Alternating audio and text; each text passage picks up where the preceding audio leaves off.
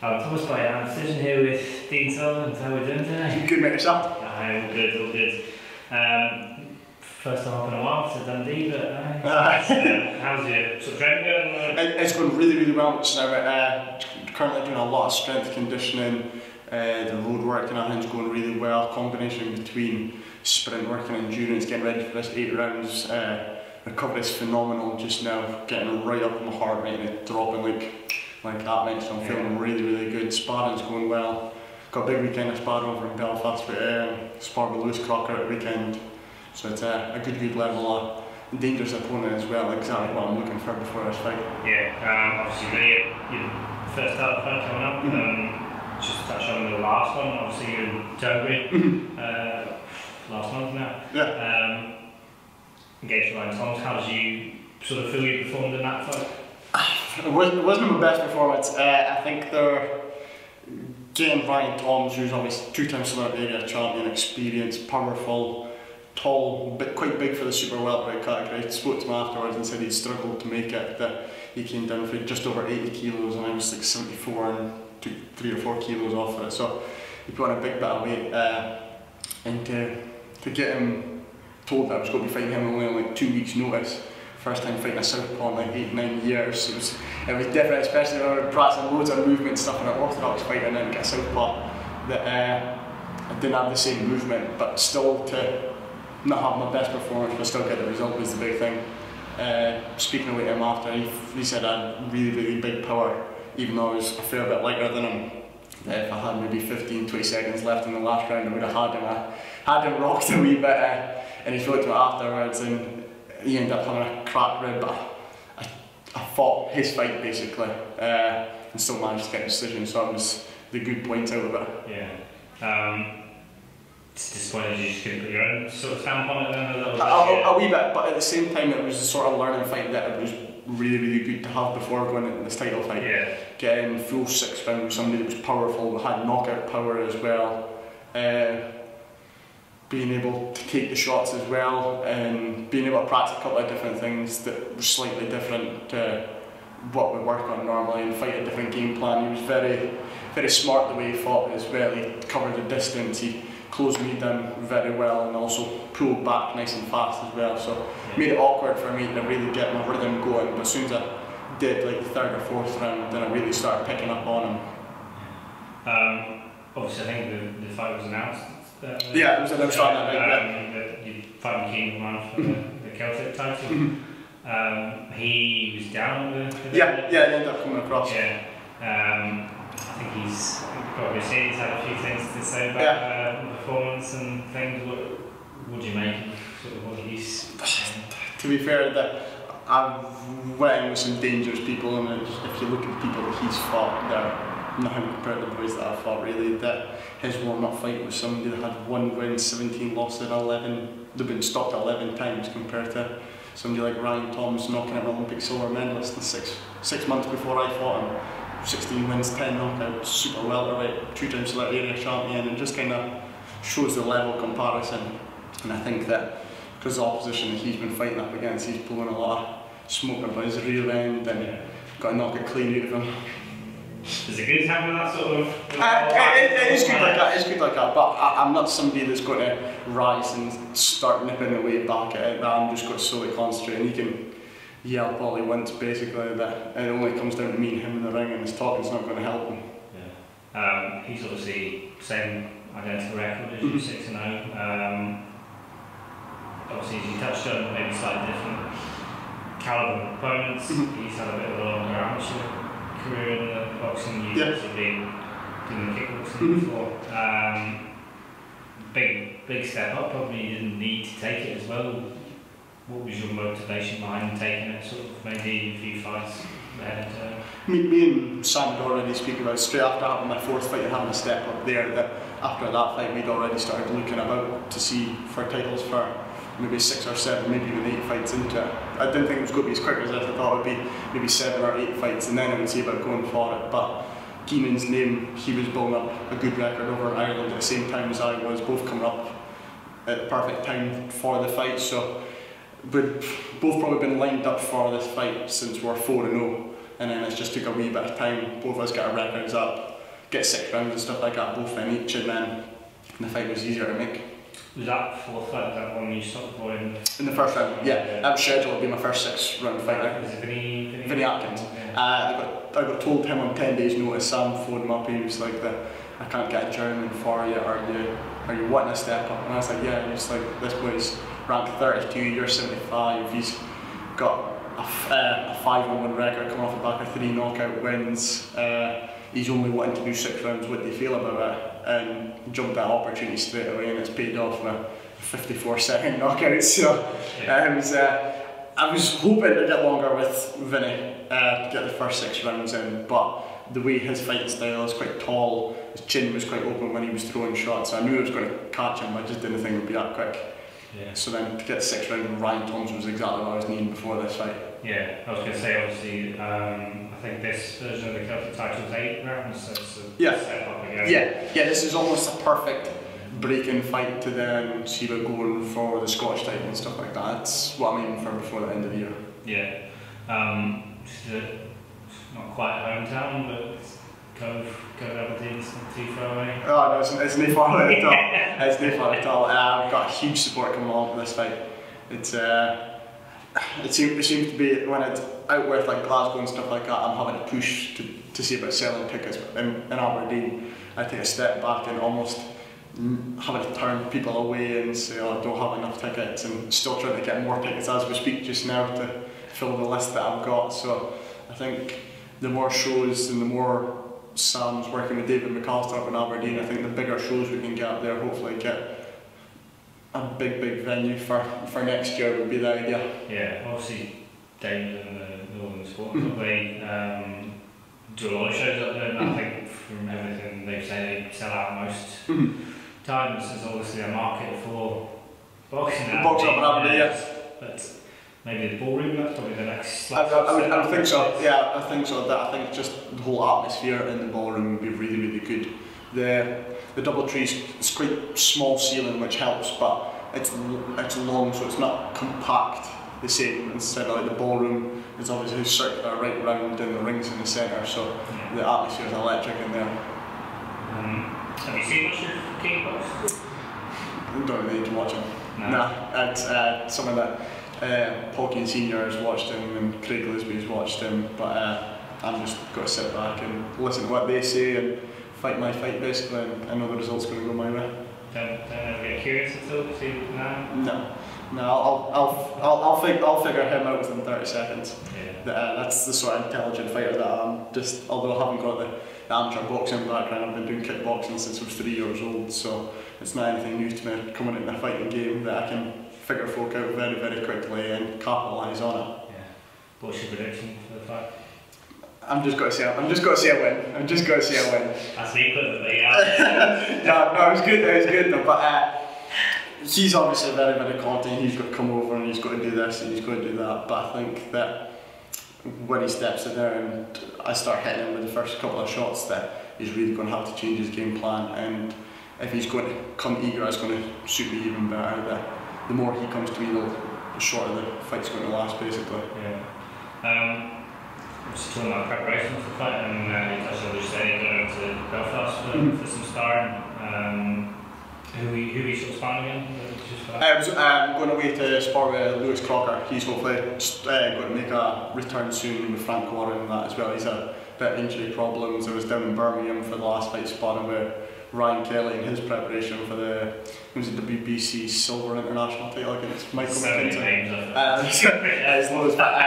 But Ryan Kelly was a really good guy to go in and spar with as well, and then the next day I was down there, I had 3 fresh opponents doing 6 rounds with them, so training's been going really well. Been practicing a couple of things, taller orthodox fighters, and everything's going really well in sparring just now, so I'm just putting the game plan together, and on the 4th of May it'll come together. How big an impact do those sort of sparring trips have in your sort of development? Hugely. You learn so much from it, and to be fair, it's not sparring, it's a fight when you go over there. It's just heavy gloves and a head guard, but it's a fight that you go in there and you can test yourself, and they'll be going for it and you'll be going for it, so you kind of put yourself right into which level that you shoot at, and I definitely think that I'm already pushing up past this title, so get Keenan out of the way and hopefully the Scottish title's freed up before the end of the year. That's the goal that I'm looking for. Who would you sort of want for the Scottish? Well, I think Mark Harkin's away to fight Stuart Burt. That's Celtic. But I think Scottish as well. I think Scottish as well. So I'll need to wait and see exactly what happens with that. I think it's vacated or what happens with it. But really, any of the welterweights that I'd like to fight Stuart Burt or Ali Black. I would easily fight Martin. There's a few of them sort of. I think Martin's had a bit of frustration with yeah. and stuff. I've done a fair bit of sparring with Martin as well. That I get on really well with Martin. That it probably will be a fight that'll happen in the future. But I'd rather fight Stuart or Ali or anybody like that for the Scottish, and then if it happens, if it needs to be Martin, then it needs to be Martin. Yeah. How come you, like some people maybe not too fussed about winning the Scottish belt? It seems like one that you. No, it's a goal that I want to look for. Obviously, because recognising an area title, so then when you start looking at British final eliminators and stuff like that, if you've got an area title, it's almost like an extra chip that you can throw into it, that you've got an area title, that you've won this. So I think that's just a playbook for the future, basically. See, about pushing towards the British title and stuff like that towards the end of next year into 2021. That was remember like when I first sort of interviewed you. It's not even like a year since you made your debut. It's obviously been like you said you wanted to be active and 6 fights within a year probably. Exactly. It was on Monday exactly a year that I signed, and that's been in line for my 7th fight. So it's been less than a year since my debut, but I'll have 7 fights in a year, especially and having summer and Christmas and that off as well. So I've been active. Hopefully get a bit of time out at summer and then have a big push towards the end of the year as well. Everything you expected? Yeah, definitely. Things are going a bit faster than what I thought, but I'm liking it. Yeah. What has there been sort of any big things that have sort of surprised you about? Nothing really. I would say the boxer at rankings has surprised me just now. That although I'm in the super welterweight category, I'm right high up in the super welterweight category, which I didn't think it would be when you look at if you look at the record. I think you've got 10th in Britain. Something like that, and then you look at some big names that's slightly underneath me. JJ Metcalf with 18-0 with 10 knockouts, and he's 2 or 3 ranks behind me. It's a wee bit weird, but it's a lot faster than what I thought. But after this fight, hopefully get ranked properly in the welterweight category and have the goal was to basically finish in the top 20 welterweights for this year, and by the sound of things it's going exactly that way. Yeah, I was going to say it's welterweight you want to sort of ideally. Yeah, that's what I'll be campaigning at more regularly. I definitely think that the super welterweight category, fighting Ryan Tom, seeing the size of him and feeling the power of him and seeing the difference how he was on fight night compared to me, cemented that basically welterweight's a category that I'll be at, and if he can feel my power at super welterweight, then I'm going to be strong at welterweight. I guess there's one as well, you have to sort of, you're already like still young and like even in a few years down, I remember growing like 22, 23, still going through inches, I guess. Super well might be a division you compete. Maybe I think I'm maybe too small height wise, maybe for that. Maybe I need to see about putting on a wee bit extra muscle and stuff like that as well. But I think that I'll make welterweight comfortably, and I think I'll be fighting welterweight for a fair few years anyway. Yeah, good stuff. When are you sort of next looking to get back up, or are you just sort of focusing on this fight? I'll just focus on this one, and then I know I'm taking a wee bit of time out with my girlfriend and chillaxing for a wee bit basically, but probably back out towards the end of September, start October, and then hopefully get a good fight probably November before the end of the year is done. Like I said, obviously you apprentice an electrician, I think. Still doing that and doing boxing. Yeah. How have you found that sort of work-life balance? Full on. Very full on. Still working on an extremely tough contract just now. Being able to do training before work and then training after work. It's full on, especially when you've got to travel, an hour to train and an hour back, so it takes its toll, but it'll be worth it. It'll be worth it as soon as I get my apprenticeship out of the way, and then I can really start looking to put some feelers out and see about going into the professional game full time. When do you finish the apprenticeship? Should be very, very soon, hopefully before the start of summer. Then I should be fully qualified, and during the summer period when I'm off, I'm going to see about doing a bit of investigation work and see exactly where I can see routes going down and see if there's a potential to go full time before the end of summer. So hopefully before my last 2 fights, or 2 or 3 fights before the end of the year, do that full time. Yeah.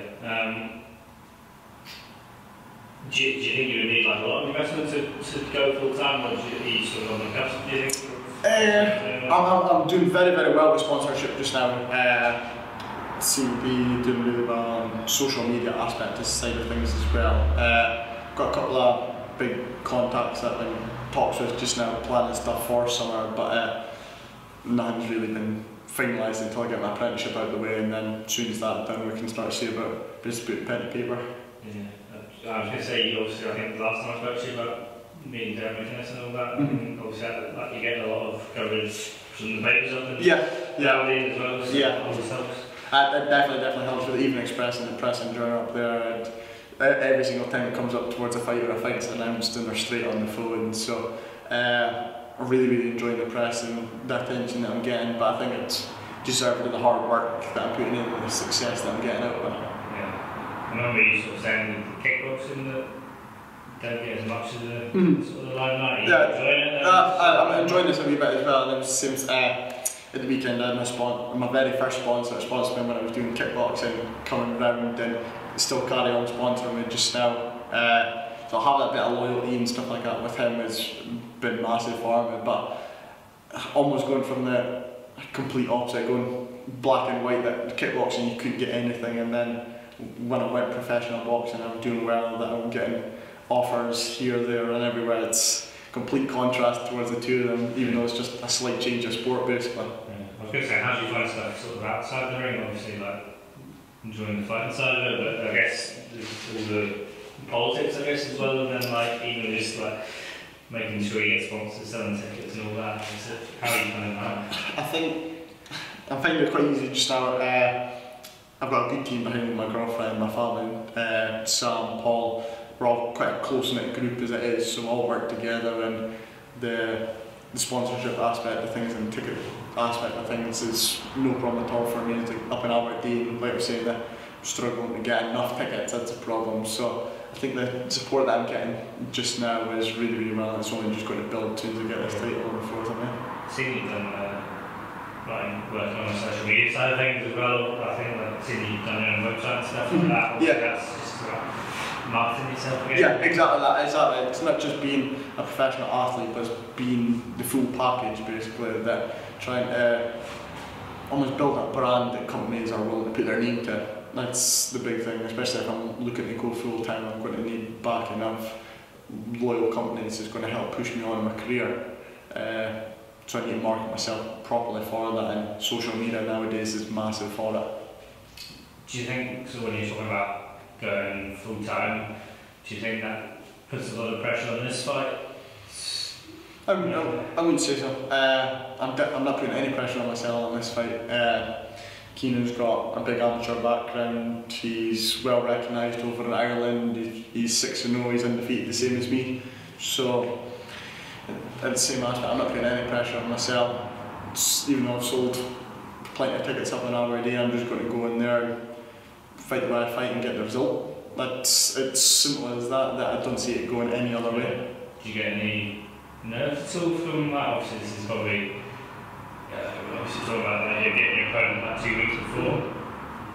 Obviously a title, you know it's coming and it's not the easiest guy you're facing, it's not easy to face. Genuine, I guess, sort of the risk, is that affection? No, it actually gives me a wee bit more fuel to the fire, because as soon as I know my opponent's name, I've got a face and a name to concentrate on, so having a name the whole training camp's been absolutely brilliant. Somebody that every single time you're training that you're imagining you've got to chase and you work harder, and I think that's just made my training camp even more effective. Yeah. With your fight now, do you headline in it? Because I think obviously Bush year.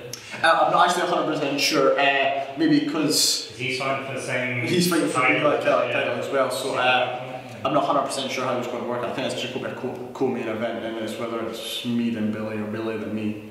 Doesn't really bother me to either way. No. Don't want to hear that, no? I don't know.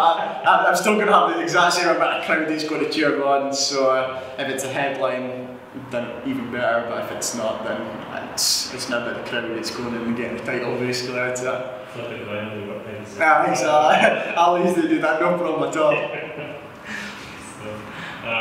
Obviously, we were talking about that, obviously, sponsors is a big help for yourself and allowing you to sort of train and like come down to Dundee. Yeah, a massive help. The thing as well that I've got with sponsorship, it's not just financial, trying to spread it out. I've got A1 fight gear for my fight equipment, I've got MSK for my sports massage, JK Fine Foods for my nutrition, I've got Blueberry Nutrition on board as well, helping with that. Just taking a wide variety and then taking financial backing as well. So the first sponsors that had to shoot my boxing career first. That was the ones that was going to help me in boxing career. Then financial companies, they can help out as much as they can with travel, and Arnold Clark coming on board with a sponsored car. Looks good when you're driving alongside, you got your name on the side of your car.